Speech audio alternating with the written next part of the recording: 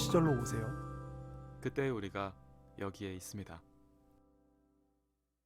안녕하십니까, 조쿠나입니다. 안녕하세요, 원우씨입니다. 저희가 그동안 이슈 이야기들을 좀 많이 했던 것 같은데 네. 호우 시절을 하면서 원우 씨도 그렇고 저도 그렇고 이렇게 서로 네. 고민하다가 어떤 작품을 우리가 선정했었잖아요. 어떤 그쵸, 영화를 그쵸. 할까, 네. 혹은 이슈되는 영화가 뭐가 있을까, 혹은 우리의 마음속에 아로 새겨져 있는, 남겨져 있는 영화는 뭘까, 네. 이런 것들을 하면서 저희가 좀 고민하면서 훑어봤는데 저희가 영화로서는 그런 것들을 많이 했던 것 같아요. 네네네. 근데 좀 아쉬웠던 게 그 드라마 같은 경우는 너무 기니까, 그쵸. 혹은 뭐 소설책 같은 경우는 너무 길다 보니까 10권짜리 뭐 네. 이렇게 돼버리면 이야기하기가 너무 방대해서 네. 저희가 중도에 이걸 이렇게 목록에 올려놨다가 즐겨찾기 해서 지웠던 경험들이 몇 개 있습니다. 네. 그래서 아무래도 드라마는 더더욱 얘기하기가 어려웠고 네. 저희 방송의 특성 자체가 또 상당히 비효율적이기 때문에 네. 2시간 영화를 3시간 동안 떠들었던 시스템은 그렇죠. 상당 부분 오래 유지해서 그렇죠. 굉장히 미시한 부분에 저희가 집중했었거든요. 그게 우리의 어떤 뭐 포인트이기도 하고 그런 것 같아요. 대신 또 어떤 분들이 잘 그려지지 않아서 유입이 안 되는 약점일 수도 있고요. 네. 근데 여러 가지 기능이 있지만 저희는 그럼에도 불구하고 그걸 그 작은 부분을 발췌해 보고자 네.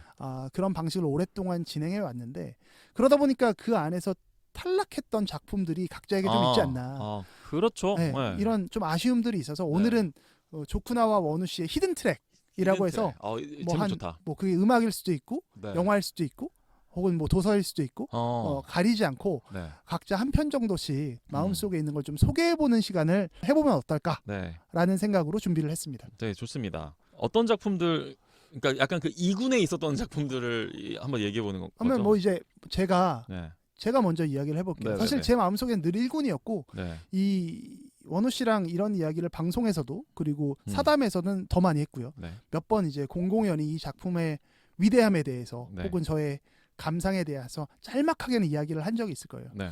저는 박연선 작가였나요? 그분이 극본을 쓰시고 한지승 씨가 연출했던 2006년도 SBS 드라마 연애시대라는 작품을 요 얘기가 이제 드디어 나오는군요. 제 인생 드라마로 갖고 있습니다. 네. 저랑 원우 씨가 아마 처음에 호우 시절을 몇 해 전에 시작할 때만 해도 연애시대를 한번 회차별로 조쿠나가 그렇게 좋아하면 한번 해볼까라는 제안도 원우 씨가 했었어요. 근데 그렇게 하면 16부를 해야 되거든요. 네. 그러면 너무 이제 들으시는 분들이 힘드실 것 같고 저희도 힘들고 그래서 짤막하게 이 연애시대라는 드라마에 대해서 이야기를 해볼까 합니다. 네. 어떤 작품인가요? 연애시대라는 작품. 저도 하도 오래돼서 과거에 이제 저도 전편을 다 보지는 못했었고 이제 몇 가지 내용이 생각나고 그다음에 그 작품의 뭐 반전이랄까 어떤 키포인트가 되는 내용의 전환점 같은 정도는 거 몇 군데 생각이 나고. 거죠. 근데 이 연애시대라는 작품에 대해서 되게 제가 제 개인적으로 느끼는 특이점은 제 주변의 남자애들 중에 연애시대를 자기 인생작으로 꼽는 친구가 되게 많아요. 그래요? 그러니까, 저뿐이 아니라? 특히 저의 그 좁디 좁은 인간관계 풀에서의 비중을 고려했을 때 상당히 많은 비중이라고 할 수 있을 정도. 근데 재밌는 건 그들 수 중에 또 상당수는 나의 아저씨에도 비슷한 반응을 보이더라. 라고 하는 게 그 두 작품에 뭔가 흐르고 있는 둘 다 정말 명작으로 이제 그 추앙받고 있는 작품들인데 뭔가 이 작품들에 특별한 게 있구나라는 생각을 갖고 있긴 하거든요. 약간 좀 우울하고 무게감이 좀 있어요. 그러니까 조금 슬픈 정서가, 비감의 정서가 나의 아저씨나 연애시대나 둘 다 좀 흐르고 있지 않나라는 생각을 하고요. 일단 연애시대라는 드라마를 기준으로 말씀하시는 거죠? 사실 원작은 그 일본의 맞아요. 노자와 히사시라는 일본의 드라마 작가예요. 드라마 작가이자 소설가인데 이분이 쓰신 동명의 소설을 원작으로 2006년 봄에 한국에서 방영이 됐었던 16부작 드라마입니다. 여기에 이제 주연하셨던 분이 이제 손예진 씨, 가무성 씨, 그리고 감초 연기로 2000년대를 풍미했던 공형진 씨, 그리고 이하나, 신인 배우 이하나가 이때 데뷔를 했던 걸로 알고 있고요. 그렇게 이 네 명이 주로 극을 끌어가는 상황이고요. 음악은 노영심 씨가 했었고 당시에 뭐 사적인 얘기지만 한지승 그 PD랑 노영심 음악 감독님이 그 당시에는 결혼 상태였죠. 그 이후에 이제 이혼을 해서 사실 굉장히 안타까웠었습니다. 그 어떤 연애시대를 매우 사랑했던 사람으로서. 제가 연애시대를 얼마나 좋아하냐면 이 드라마 16부작을 카운팅해서 본 게 9회고요.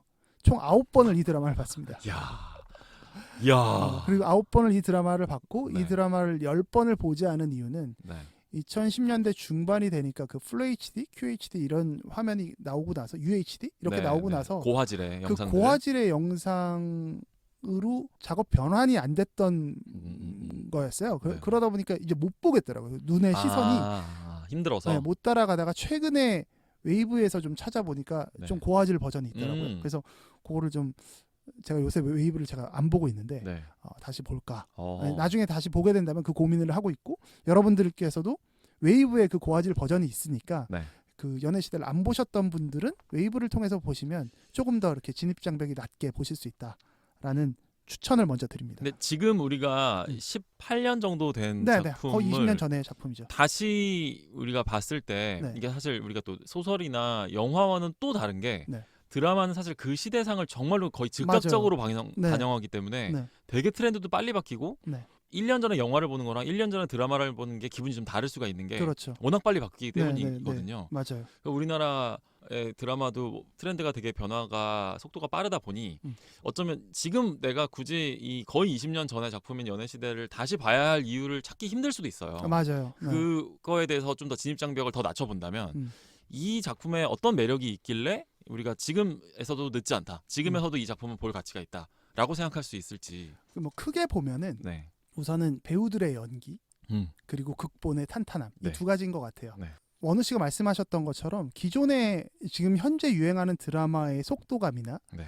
혹은 시각적 비주얼이랑은 상당히 많이 차이가 있기 다르다. 때문에 그 이질감이 있어서 네. 조금 어려우실 수 있어요. 네. 이게 꼭 봐야 하는 동력은 없죠. 근데 제가 연애시대를 좋아하는 이유가 네.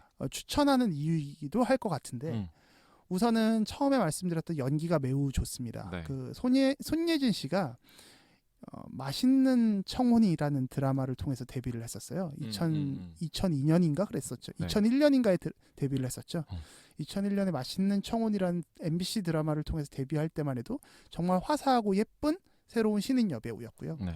그리고 그 이후에 이제 클래식을 통해서 엄청난 인기를 그쵸. 부과하게 되고 맞아요. 클래식과 정우성 씨와 함께 나왔던 내 머릿속의 지우개를 통해서 손예진이라는 배우가 이제 탑 배우의 반열에 들어가기 시작하는데 네. 예쁜 여배우들이 늘 숙명처럼 갖고 가게 되는 비판이 연기력에 대한 문제거든요. 맞아요. 사실 이미 저는 클래식 때도 그렇고 내 머릿속의 지우개 때도 그렇고 손예진이라는 배우는 이미 좋은 연기를 보여줬었다라고 저는 생각합니다. 네. 그 나이 때의 그 여자 배우들 중에서. 네.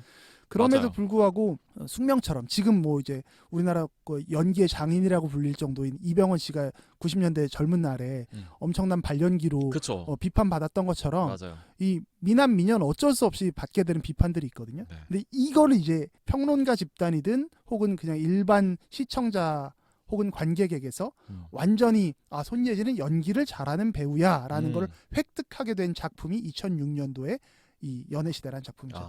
여기서 손예진 씨가 원래 실제 나이가 아마 한 26살 정도 됐을 거예요. 와. 근데 이 26살의 나이에 네. 32살의 유은호라는 네. 이혼한 여자를 연기합니다. 그런데 정말 그 감정선을 과잉되지 않게 아주 과하지 않게 네. 그 유은호라는 인물이 갖고 있는 슬픔과 우울함을 그리고 평소에는 또 나타나는 일반적인 어떤 사회생활을 할 때 느껴지는 어떤 발랄함이나 쾌활함까지도 네. 그 과하지 않게 잘 표현하고 있거든요. 그래서 손예진의 연기가 매우 탁월하다. 그리고 요새는 잘 드라마나 영화에서 보고 있지 못하지만 네. 가무성 씨 같은 경우에는 그렇죠. 가무성 씨 요새 활동이 뜸하네요. 뭐 이게 나무위키나 이런 거 보면 조금 뭐 비판적인 요소들도 좀 있는 것 같더라고요. 근데 제가 오늘 여기서 뭐 그런 이야기를 할 건 아니고 가무성이라는 사람이 이제 손예진의 남편. 네. 사실은 이혼했죠. 이혼한 남편 전 남편의 역할을 하는데 이동진이라는 역할을 합니다. 네. 이 역시도 가무성 그 특유의 아주 잔잔하고 또 동시에 좀 시크한 약간 연기를 좀 이렇게 좀 살짝 이렇게 틱틱거리기도 틱틱거리는, 하면서 살짝 조쿠나 같은 이 얘기를 좀 많이 들었어요. 얼굴은 느낌이. 비록 다르지만 좀 싸가지 없다라는 부분에 있어서 좀 네. 틱틱거린다라는 부분에서 그 당시에 많이 좀 들었었는데 그래서 더더욱 그 이동진의 마음과 유은호의 마음을 제가 좀 더 그 안에 들어가서 입체적으로 좀 공감하지 않았나. 라는 생각을 합니다. 공감 혹은 공명일 수도 있겠지만 그 당시에 유은호의 이 곡을 보셨을 때 조 셰프님도 20대 초반이었잖아요. 네. 굉장히 영향을 많이 주지 않았을까요? 저는 그 당시에 제가 제 개인적인 얘기를 뭐 의도치 않게 하게 되는데 네네네. 정말 엄청나게 제가 이제 어떤 이별의 후폭풍을 정말 훅 들어오시네요. 후폭풍을 제가 경험하고 있을 아이고, 때였고 그 경험하고 있어서 모든 드라마나 영화나 소설이나 이런 것들이 노래나 이런 거에 빙의하게 되잖아요. 근데 그럼에도 불구하고 너무 가벼운 작품들은 그때도 있었거든요. 근데 그 작품들은 뭐 그냥 그런가 보다. 내 정서를 다 이렇게 위로해주지 못한다라는 생각이었죠. 근데 이 연애시대라는 이 작품이 갖고 있는 무게감이나 그 안에 있는 대사들은 저를 상당히 저에게 뭔가 어떤 몹쓸 기대를 하게도 만들고 혹은 뭔가 내가 사랑에 대해서 다시 한번 연애에 대해서 돌이켜보게 됐었던 굉장히 큰 작품으로 저는 기억이 됩니다. 그러니까 거기서 한 걸음을 더 나아가서 극중 유은호의 빙의도 그럼 돼보신 거예요? 그러니까 그렇죠. 유은호처럼 말하고 싶어지고 말하고 싶어지지는 않았지만 유은호의 생각이 이러이러해서 이런 과정을 거쳤구나. 혹은 이동진은 이런 과정을 거쳤구나. 그리고 이동진이네. 맞아. 이 드라마를 다 보신다면 이 드라마가 그러니까 결국은 뭐 간단하게 말씀을 드리면 이혼한 부부의 어떤 연애 및 재결합에 대한 이야기거든요. 근데 이혼하게 된 이유가 은호와 동진 이 커플 사이에 어떤 큰 싸움이나 문제가 있었던 게 아니라 아이를 잃게 돼요. 아이를 잃으면서 그 과정 중에서 여자는 그 손예진 씨가 연기한 유은호라는 역할은 남편이 그 아이가 떠나던 날에 함께 있어주지 못했었던 거에 대한 서운함과 분노감과 실망감과 이 공허함이 계속해서 이 여자한테 존재하면서 결국은 둘이 이혼을 하게 되는 과정이거든요. 그럼에도 불구하고 계속 둘이 만나요. 왜냐하면 둘 다 서로를 사랑하고 있었다라는 전제가 있겠죠. 다만 그러나 계속해서 우리는 함께 살 수 없어. 함께 살면 다시금 슬퍼질 수밖에 없어라는 이 불안한 어떤 운명이 이들을 정말 뒤덮고 있었던 거죠. 그 안에서 결국 둘은 헤어졌지만 결국은 다시 뭔가 이 재결합으로 나아갈지 말지에 대한 고민을 계속해서 하는 과정인데 이 전개 자체는 이 일종의 전제 자체는 상당히 드라마적이에요. 그런데 이 두 남녀가 고민하는 부분은 굉장히 현실적이거든요. 사랑에 대해서. 저는 이 부분이 되게 매력적이었던 것 같아요. 그런 부분이 있었으니까 조세프님의 마음을 좀 잡을 수 있었던 게 아닌가? 그리고 드라마를 매 회차가 끝날 때마다 은호와 동진이 번갈아서 나레이션을 합니다. 뭐 꼭 교차해서는 아니지만 어떤 누군가가 이렇게 하는데 그 나레이션을 하는 과정의 이 대사들이 너무나 저한테 그 20대 때의 저에게는 많은 울림이 됐었던 내용들이 좀 많이 있었죠. 혹시 남아있는 내용이 있나요? 제가 뭐 몇 개 정도는 이제 좀 길지만 갖고 왔어요. 그래서 뭐 한두 개 좀 읽어드리면 우선 뭐 연애시대라는 드라마가 전체적으로 관통하고 있는 메시지가 하나 있는데 한번 읽어볼게요.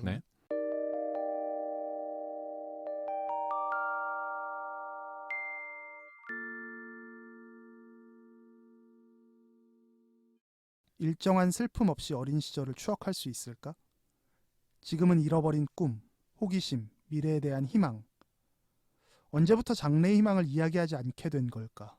내일이 기다려지지 않고 1년 뒤가 지금과 다르리라고는 기대가 없을 때 우리는 하루를 살아가는 게 아니라 하루를 견뎌낼 뿐이다. 그래서 어른들은 연애를 한다. 내일을 기다리게 하고 미래를 꿈꾸며 가슴 설레게 하는 것. 연애란 어른들의 장래의 희망 같은 거.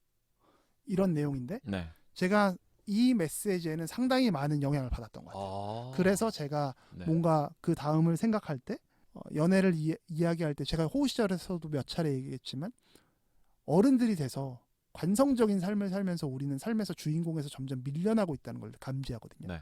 근데 그 부분에 있어서 연애를 할 때는 다시 어릴 때의 동화, 내가 어떤 삶의 주인공이 되는 것 같은 거를 우리는 만끽하게 된다. 즉 동화 속으로 들어가는 것과 이 작가가 써놓은 이 나레이션은 장래희망 같은 것과 사실 비슷한 연장선상으로 저는 인식하게 됐던 거죠. 연애를 사람들이 꿈꾸는 이유 중에 하나가 이게 아닐까. 굉장히 삶의 중요한 통찰이다라고 저는 생각을 해요.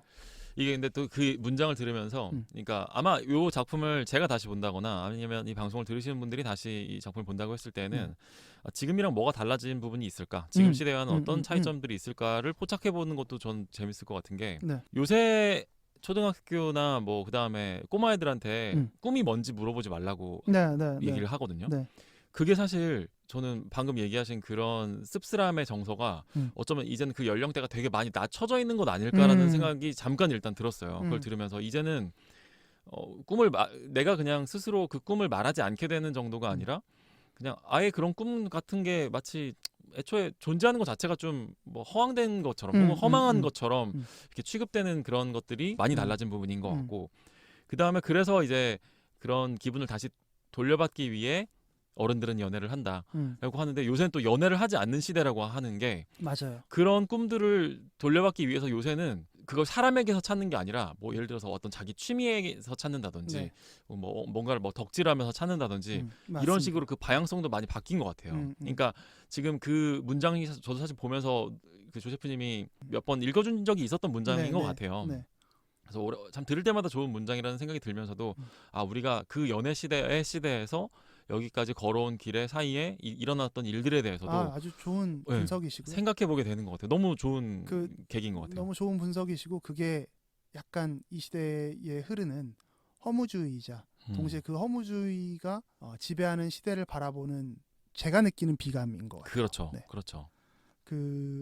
그래서 낭만이 점점 사라지는 것 아닐까? 네. 관계가 점점 절단되고 있는 게 아닐까? 네. 우리의 연결성이. 그런데 또 불구하고 원우 씨랑 이 호흡시절이란 방송을 진행하게 됐었던 이유 중에 하나이고 네. 가장 그 근간에 있는 게 그쵸. 인간은 결코 그렇게 거세되고 단절된 채로 살아갈 수 없다라는 게 저희가 갖고 있는 그렇죠. 네. 관점이고요. 그래서 그 부분을 뭔가 조금이라도 회복시키는 데 있어서 일조나 뭔가 이야기를 해보고 싶다라는 게 저희 호우 시절의 사실 근본적인 방향이었죠. 그러니까 저희가 5년 동안 해왔던 작업은 결국에는 뭐 그 작업에 대해 성과에 대해서 평가를 뭐 매섭게 할 수도 있겠지만 돌아봤을 때 저희가 끝끝내 시도하고자 했었던 거는 그래봐야 이 인생 뭐 사는 거 의미 없어 라든지 혼자서도 살 수 있어 라는 방향으로 우리가 간 적은 없었던 것 같아요. 지금까지 그래도 뭐 그 정도의 차이는 있을지언정 5년간 5년이라는 시간 동안 사람 간의 연결이나 그다음 마지막까지 남아있는 온기의 정체는 무엇일까를 뭐 나름대로 밝히려는 작업들이지 않았나. 그리고 그런 것들을 또 90년대 영화들이 많이 담고 있었기 때문에 그때는 왜냐면 그게 당연한 거라고 생각했었거든요. 그렇죠. 그래서 그게 아니면 안 된다라고 생각하는 그 시대에 만들어진 논법들에 대해서 우리가 탐구를 해왔던 게 아닌가. 근데 이제 요 연애 시대라는 작품도 딱 그 우리가 호우 시절로 규정한 그 에라에 나온 작품인 거죠. 맞아요. 그래서 우리가 사랑과 희망에 대한 것을 이야기하는 것이 촌스럽고 조금은 그 낭만에 대해서 얘기하는 것이 옛날 사람 같고 구시대적인 느낌이 들지만 사실 인간은 끊임없이 그 즐거움, 그 원천적인 그 즐거움에 대한 희구가 있어야 된다라고 저는 생각하고요. 그래서 이 드라마의 전체적인 정서가 비록 조금은 우울하고 약간은 비감이 있을지라도 저는 상당히 큰 위로의 메시지를 던지고 있고 삶에서 사랑의 중요성에 대해서 사실은 설파하고 있다라는 생각을 하고 있어요. 그래서 마지막으로 정말 너무 좋은 대사가 많지만 하나 더 읽어드리면서 좋습니다. 연애시대에 대한 소개를 마무리하죠.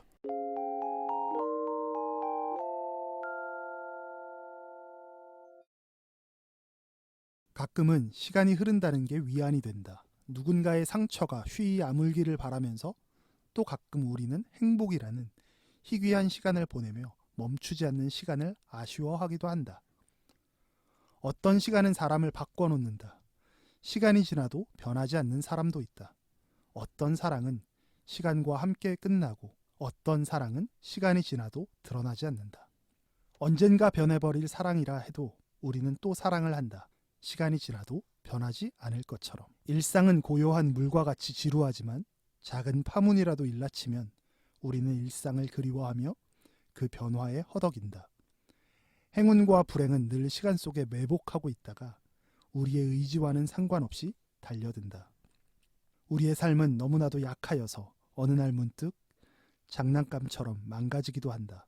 언젠가는 변하고 언젠가는 끝날지라도 그리하여 돌아보면 허무하다고 생각할지라도 우리는 이 시간을 진심으로 살아갈 수밖에 없다.